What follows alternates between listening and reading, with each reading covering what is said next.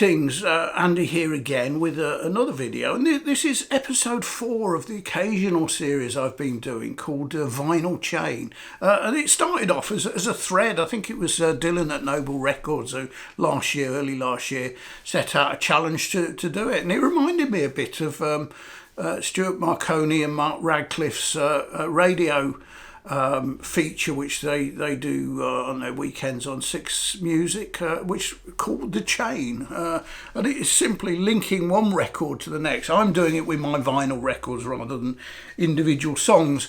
It really doesn't matter if you haven't seen any of the earlier ones. You can pick this up straight from where we go, and the idea is we simply link one album to another through some sort of link, random link, as long as there's an explainable link. It doesn't have to be straightforward. It can be a bit cryptic or a bit corny even.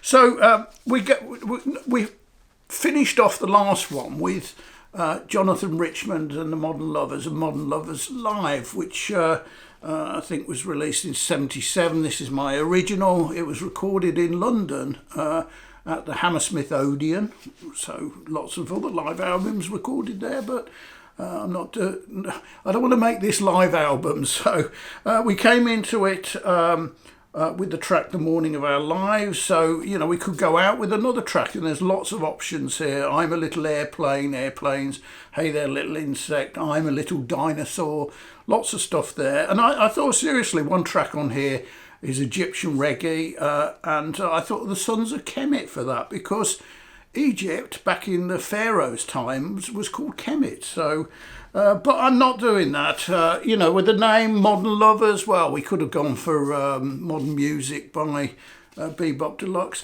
but I'm going with the name, with Jonathan Richmond, Richman, and his surname Richman, and it just reminded me a little bit of the nursery rhyme, Tinker Tailor, Soldier Sailor, Rich Man, Poor Man, Beggar Man, Thief. And that links us to Radiohead and their last studio album, A Moon-Shaped Pool, which came out in 2016. And the penultimate track on this is called Tinker Tailor, Soldier Sailor, Rich Man, Poor Man, Beggar Man, Thief, and this is one of my favourite Radiohead albums. It is really good. It's as I say, it's the last one they produce as Radiohead. Will they do another? Who knows? Tom York and Johnny Greenwood are really motoring on with their new band, The Smile. So will they go back to it? I don't know. Love this album, and I initially bought it on CD, but actually a few months later bought the vinyl version. So this is an early one. I love the sort of the artwork on here as well. Fabulous album. So where do we go from Radiohead? Again, lots of potential options on here. There was Moon, A Moon-Shaped Pool, obviously Dark Side of the Moon, or The Who, Keith Moon, but I'm going with Moon to Sun, and the album A Light Bulb Sun by Porcupine Tree, and this came out in 2000. It's their 6th studio album, and was the last to feature Chris Maitland on drums before he was replaced by Gavin Harrison on the next LP. I haven't listened to this for quite a while actually, but I listened to it again yesterday and really enjoyed it. It is a fabulous album, and the absolutely superb guitar solo on She's Moved On. There you go, with all the lyrics inside.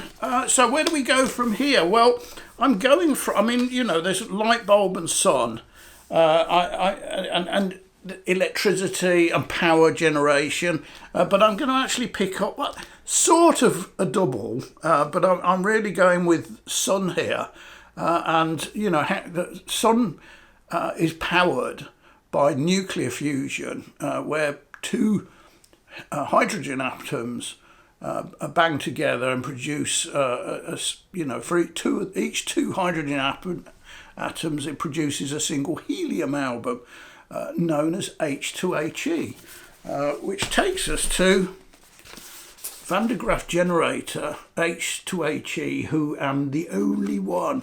And of course, a Vandergraph generator is also electricity generation, though it's static, so it's more hair-raising and sparks than powering light bulbs. This came out in 1970. It's their third album. I remember listening to it. So in 1970, I was 13, and I remember a mate down the road, much older brother, had this, and we listened to it, and I really seriously didn't get it. This is challenging music, and it was really decades later that I went back and really rediscovered, or discovered for the first time really, Vandergraph generator, because as the 70s moved on, to be honest with you, I was so put off by this when I first heard it, age 13, and I was into blues rock and stuff like that at the time, and T-Rex and all of that stuff going on. Fabulous album, Peter Hamill. Now I really like it. So this is actually a relatively recent reissue. So where do we go from H2HE, who am the only one? We're going from picking up hydrogen and helium, of course, over time have been used to power or to float airships.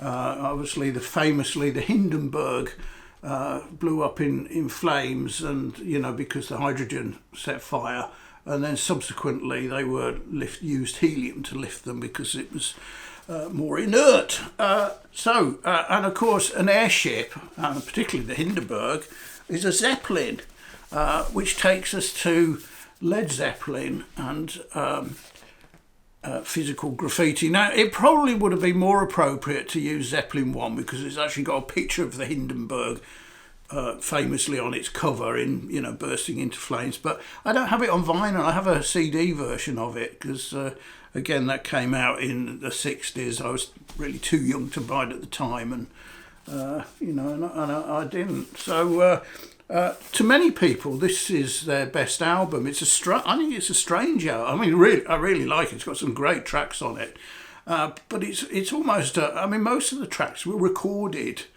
earlier. In some cases, a couple of years earlier. So, for example, it's got the title track, "Two Houses of the Holy," on it, which never actually made it onto the original one. This is a double, so they've got more scope to add ones. It's obviously got Kashmir on it, and came out in 1975. It was their sixth studio album, and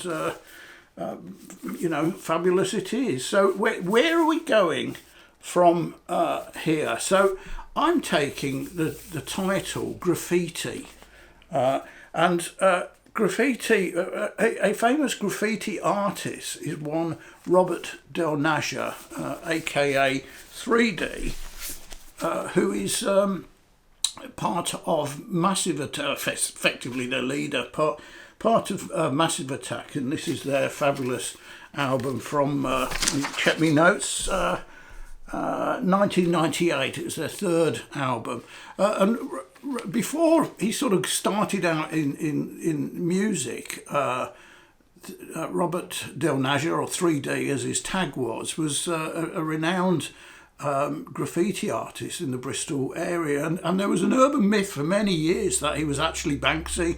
He is held in that high esteem, not just sort of scrawling rubbish on railway tracks, but actually creating art. That's long been debunked, but nevertheless, there's a link. This is my favourite Massive Attack album, and one with I sort of quite liked them before this, but this is the one which really cemented it for me, and I went out and bought the album on CD at the time. and then went backwards to their earlier albums and bought those. So, as I say, I always liked the earlier stuff. I just didn't buy it at the time. And this has got one of the best, the opening sequence of tracks is magnificent. Angel, which features Horace Andy on the vocals, is absolutely beautiful. That's my favourite track on the album. Rising Sun, Teardrop, the famous Teardrop with Elizabeth Fraser from the Cocteau Twins on vocals. It's a double album and it is truly superb. So from here, this was what, when I talked about earlier at the beginning, the link from Modern Lovers Live. I actually thought of this one because from The Little Insect, it's got this rather sort of, I think it's an ant or a beetle of some sort on there. But I'm going to stick with the members of the band. One member of the band, he left after this, was Andrew Vowles, who is known, aka Mushroom. So from here, then we're going with Andrew Vowles and Mushroom. And Mushroom takes us to Can and their fabulous 1971 album Tego Mago. I actually had this back in the day, but it's got lost somewhere. And a long life's journey, and this is a fairly recent reissue. And Mushroom is the second track on there. It's actually the shortest track because there are two super long tracks on here in Hallelujah and Orm and excuse me. And Mushroom obviously is about the mushroom clouds and nuclear war and so on. This one came in as a double on orange vinyl, in keeping with the front cover. And we're going from here. I'm going to pick. We came in on the track, and we're going to go out on a track. The whole of side 2 is made up by Hallelujah, which is spelt with a W instead of a J at the end, but it means the same thing basically. And that is taking us to Jeff Buckley and Grace, and obviously famously has opening side 2 has Hallelujah with a J, obviously a cover of Leonard Cohen's original.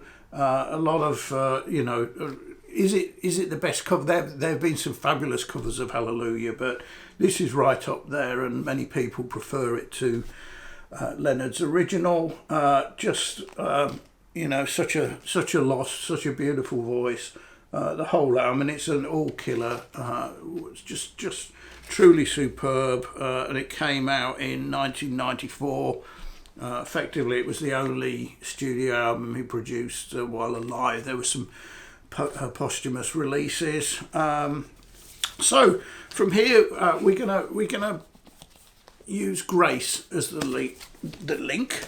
That's going to take us to Elbow and their second album, which came out in 2003. You can't really see it there because it's tiny writing, Cast of Thousands.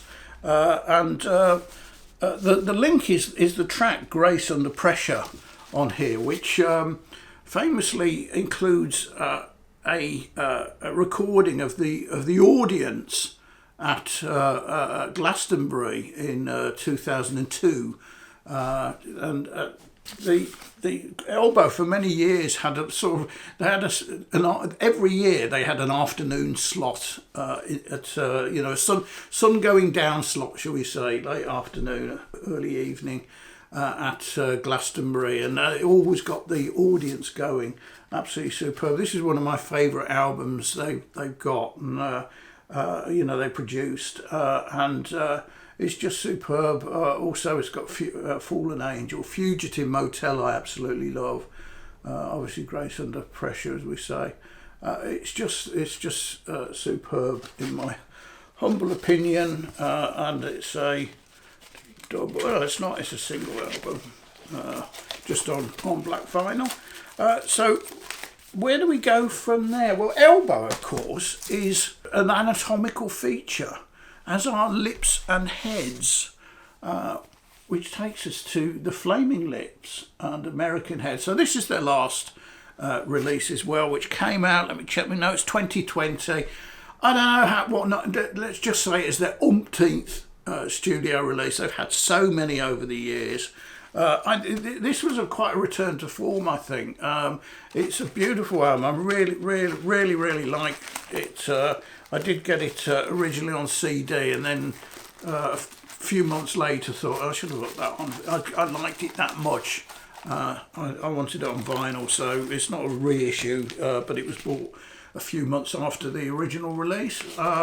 And it's got a lot of stuff about drugs in here, so. Here we go. I found it. Mother, I've taken LSD. That was the one I was looking for. Which made me actually think possibly going to the Verb and the drugs don't work. But I'm not. So this one is going to be my most straightforward link, and it is it is a true technical link, not a cryptic one like most of the others. Because this album was like most of. The Flaming Lips albums was produced by Dave Fridman, and Dave Fridman also produced Mercury Rev and their absolutely amazing 1998 album Deserter Songs. Now this is one of my favourite albums of all time, absolutely beautiful, and also Jonathan Donahue, going back donkey's years, was actually played in as part of the Flaming Lips for a while, and. This is just all killer. Hole was Tonight It Shows Endlessly, I Collect Opus 40 Hudson Line, The Happy End, Goddess on a Highway, The Funny Bird, Pick Up If You're There, and Delta Sun Bottleneck Blues. Stomp, sorry. Absolutely superb album. I can't say enough about it. So this is number 40. So this is the end of this one, and I'll probably do another one of these sometime in a few months' time, and we'll be linking from here. So I don't know what Mercury. Is there some bloke called Freddie Mercury? I think possibly. So there's lots of potential links on here. So but I'll think about that nearer the time. So. Thanks for watching. I hope you enjoyed that. I really enjoyed doing these ones because I do like a bit of trivia and a bit of, puzzling and so on. So there you go. That's my episode 4 of my vinyl chain. And next time we'll be going for 41 to 50. So thanks for watching. Cheers.